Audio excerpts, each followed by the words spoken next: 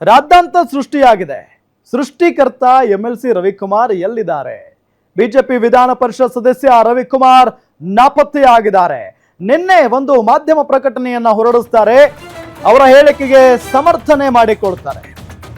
ಆದ್ರೆ ಅವರು ಕಾಣಿಸ್ತಾನೆ ಇಲ್ಲ. ಈಗ ಬನ್ನಿ ಮಾತಾಡೋಣ ಅಂತ ಅಂದ್ರೆ ಎಲ್ಲಿದ್ದಾರೆ ಅಂತಾನೂ ಗೊತ್ತಾಗ್ತಾ ಇಲ್ಲ. ರವಿಕುಮಾರ್ ಅವರು ನಾಪತ್ತೆಯಾಗಿದ್ದಾರೆ. ರವಿಕುಮಾರ್ ಬಳಸುವ 2 ಮೊಬೈಲ್ಗಳು ಕೂಡ ಆಫ್ ಆಗಿದ್ದಾವೆ. ಬೆಂಗಳೂರಿನಿಂದ ಹೊರ ರಾಜ್ಯಕ್ಕೆ ಹೋಗಿದ್ದಾರೆ ರವಿಕುಮಾರ್. ಹೈದರಾಬಾದ್ನಲ್ಲಿದ್ದಾರೆ ಅನ್ನೋ ಮಾಹಿತಿ ಗ್ಯಾರಂಟಿ ನ್ಯೂಸ್ಗೆ ಲಭ್ಯವಾಗಿದೆ. ಕಾಂಟ್ರವರ್ಸಿ ಹೇಳಿಕೆ ಕೊಟ್ಟ ಬಳಿಕ ಹೈದರಾಬಾದ್ಗೆ ಜೂಟ್ ಆಗಿದ್ದಾರೆ ರವಿಕುಮಾರ್. ರಾದ್ಧಾಂತ ಸೃಷ್ಟಿಸಿದ ಎಂಎಲ್ಸಿ ರವಿಕುಮಾರ್ ಜೂಟ್ ಆಗಿದ್ದಾರೆ, ನಾಪತ್ತೆಯಾಗಿದ್ದಾರೆ.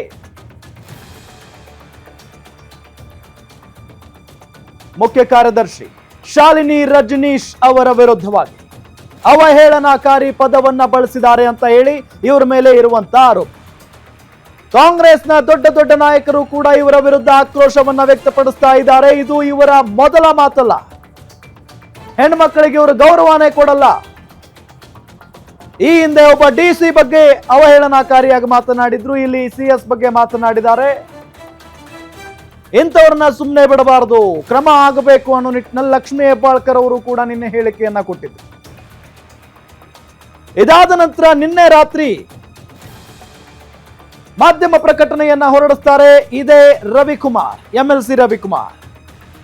ನಾನು ಹೇಳಿದ್ದೇ ಬೇರೆ, ಅದನ್ನ ತಿರುಚಿ ಹೇಳಲಾಗ್ತಾ ಇದೆ, ತಪ್ಪು ಅಂತ ಬಿಂಬಿಸಲಾಗ್ತಾ ಇದೆ.